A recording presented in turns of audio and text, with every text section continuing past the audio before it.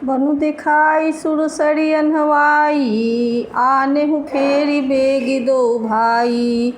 लखन राम सिए आनेहु फेरी, संशय सकल सकोच निबेरी। बन दिखाकर गंगा स्नान कराकर दोनों भाइयों को तुरंत लौटा लाना। सब संशय और संकोच को दूर करके लक्ष्मण राम सीता को फिरा लाना। निपयस कहे ओ गोसाई, जस कहई करो बलि सोई। करी बिनती पायन पड़े ओ, दीन बाल जिमि रोई। महाराज ने ऐसा कहा था, जब प्रभु जैसा कहें मैं वही करूं, मैं आपकी बलिहारी हूँ। इस प्रकार विनती करके वे श्री रामचंद्र जी के चरणों में गिर पड़े और उन्होंने बालक के तरह रो दिया। तात कृपा करी कीजिए सोई, जाते अवध अनाथ न होई। मंत्री राम उठाई प्रबोधा, तात धर्म मत तुम सब शोधा। और कहा, हे तात कृपा करके वही कीजिए जिससे अयोध्या अनाथ न हो। श्री राम जी ने मंत्री को उठाकर धैर्य बंधाते हुए समझाया कि हे तात, आपने तो धर्म के सभी सिद्धांतों को छान डाला है। शिवि दधीच हरिचंद नरेसा, सहे धर्म हित कोटि कलेसा। रंति देव बलि भूप सुजाना, धर्म धरे सही संकट नाना। शिवि दधीची और राजा हरिश्चंद्र ने धर्म के लिए करोड़ों कष्ट सहे थे। बुद्धिमान राजा रंति देव और बलि बहुत से संकट सहकर भी धर्म को पकड़े रहे। उन्होंने धर्म का परित्याग नहीं किया। धर्म न दूसर सत्य समाना, आगम निगम पुराण बखाना। मैं सोई धर्म सुलभ करि पावा, तजेती हूँ पुर अपजस छावा। वेद शास्त्र और पुराणों में कहा गया है कि सत्य के समान दूसरा धर्म नहीं है। मैंने उस धर्म को सहज ही पा लिया है। इस सत्य रूपी धर्म का त्याग करने से तीनों लोकों में अपयश छा जाएगा। संभावित कहूँ अपजस लाहू, मरण कोटि सम दारुण दाहू। तुम सन तात बहुत का कहूँ, दिए उतर फिर पातक लहूँ। प्रतिष्ठित पुरुष के लिए अपयश की प्राप्ति करोड़ों मृत्यु के समान भीषण संताप देने वाली है। हे तात, मैं आपसे अधिक क्या कहूँ, लौटकर उत्तर देने में भी पाप का भागी होता हूँ। पितुपद गहि कहि कोटि नीति, विनय करब कर जोड़ी। चिंता कवनिहु तात के, तात करिए जनि मोरी। आप जाकर पिताजी के चरण पकड़कर करोड़ों नमस्कार के साथ ही हाथ जोड़कर विनती करिएगा कि हे तात, आप मेरी किसी बात की चिंता न करें। तुम पुनि पितु समय अति हित मोरे, विनती करऊँ तात कर जोड़े। सब विधि सोई कर्तव्य तुम्हारे, दुख न पाव पितु सोच हमारे। आप भी पिता के समान ही मेरे बड़े हितैषी हैं। हे तात, मैं हाथ जोड़कर आपसे विनती करता हूँ कि आपका भी सब प्रकार से वही कर्तव्य है जिसमें पिताजी हम लोगों के सोच में दुख न पावे। सुनि रघुनाथ सचिव संवादु, भयउ परिजन विकल निषादु।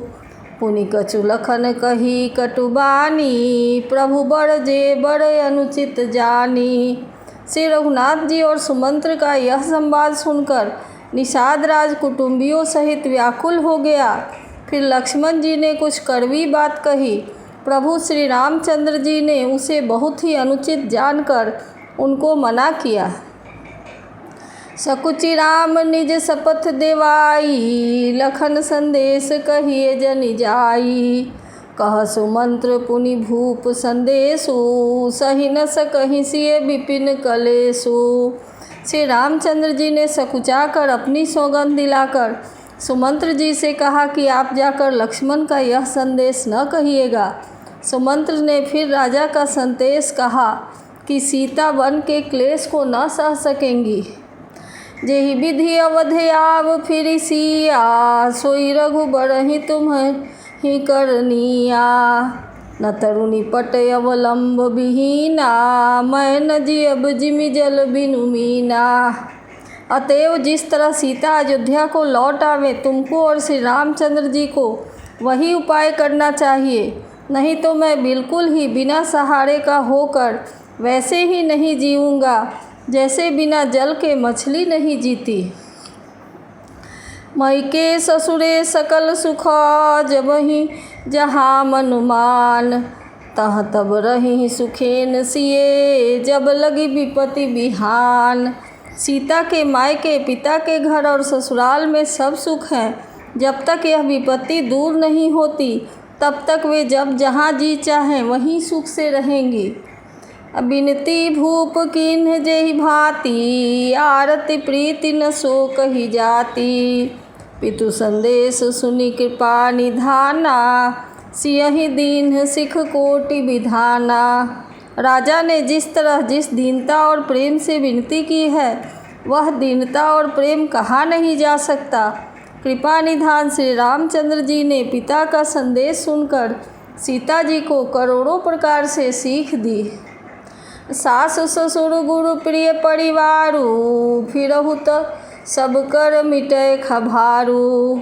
सुनिपति वचन कहति वैदेही, सुनहु प्राणपति परम स्नेही।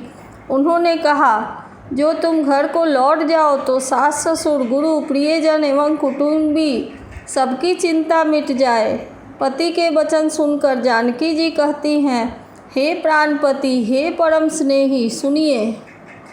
प्रभु करुणामय परम विवेकी, तन तजी रहती छाह जिमि छेकी। प्रभा जाई कह भानु बिहाई, कह चंद्रिका चंद तजी जाई। हे प्रभु, आप करुणामय और परम ज्ञानी हैं, कृपा करके विचार तो कीजिए। शरीर को छोड़कर छाया कैसे अलग हो सकती है? सूर्य की प्रभा सूर्य को छोड़कर कहाँ जा सकती है? और चांदनी चंद्रमा को त्याग कर कहाँ जा सकती है? पति ही प्रेम मय विनय सुनाई, कहति सचिव सन गिरा सुहाई। तुम पितु ससुर सरित हितकारी, उतर देऊँ फिरु अनुजुत भारी।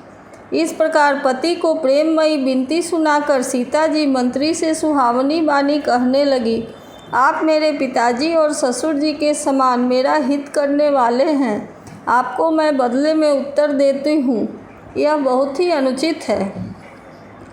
आरती बस सन्मुख भयूँ, बिलग्न मानव तात। आरज सुत पद कमल बिनु, बादि जहाँ लगिनात। किंतु हे तात, मैं आर्त होकर ही आपके सम्मुख हुई हूँ, आप बुरा न मानिएगा। आर्यपुत्र, स्वामी के चरण कमलों के बिना जगत में जहाँ तक नाते हैं सभी मेरे लिए व्यर्थ हैं। पितु वैभव विलास मैं डीठा, निपमणि मुकुट मिलित पद मीठा। सुख निधान यस पितु गृह मोरे, पिए विहीन मन भाव न भोरे। मैंने पिताजी के ऐश्वर्य की छटा देखी है, जिनके चरण रखने से चौकी से सर्व शिरोमणि राजाओं के मुकुट मिलते हैं, अर्थात बड़े बड़े राजा जिनके चरणों में प्रणाम करते हैं।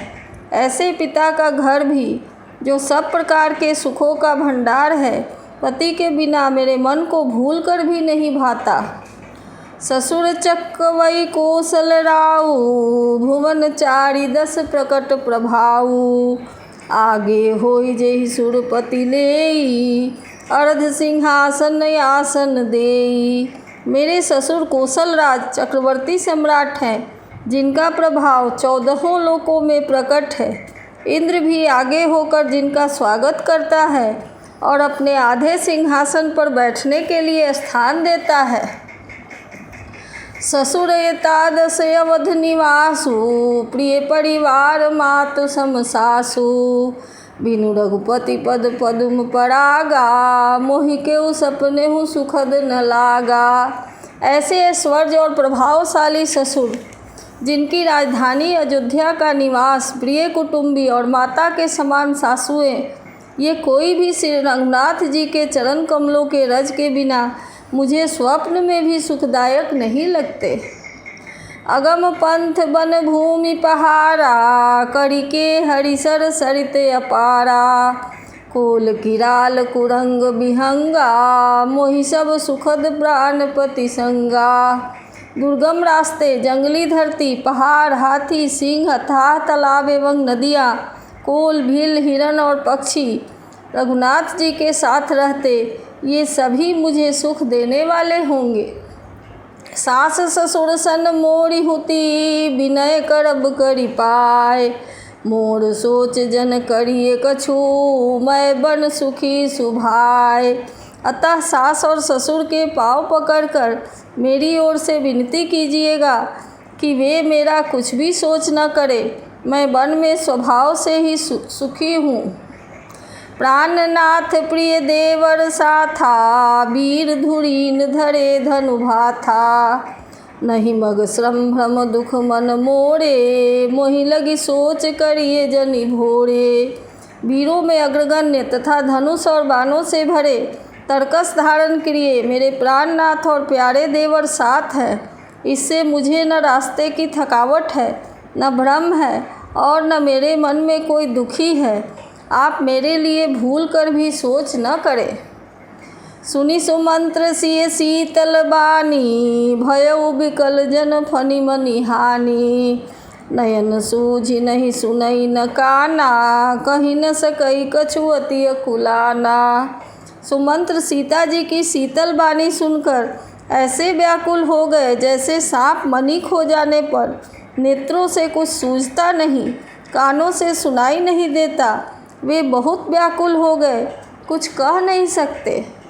राम प्रबोध कीन्ह बहु भांति, तदपि होति नहीं शीतल छाती। जतन अनेक साथ हित कीन्हे, उचित उतर रघुनंदन दीन्हे। श्री रामचंद्र जी ने उनका बहुत प्रकार से समाधान किया, तो भी उनकी छाती ठंडी न हुई। साथ चलने के लिए मंत्री ने अनेकों यत्न किए, पर रघुनंदन श्री राम जी उन सब युक्तियों को यथोचित उत्तर देते ही गए। मेटि जाई नहीं राम रजाई, कठिन करम गति कछु न बसाई। राम लखन सिए पद सिरुनाई, फिरे बनिक जिमि मूड़ गवाई।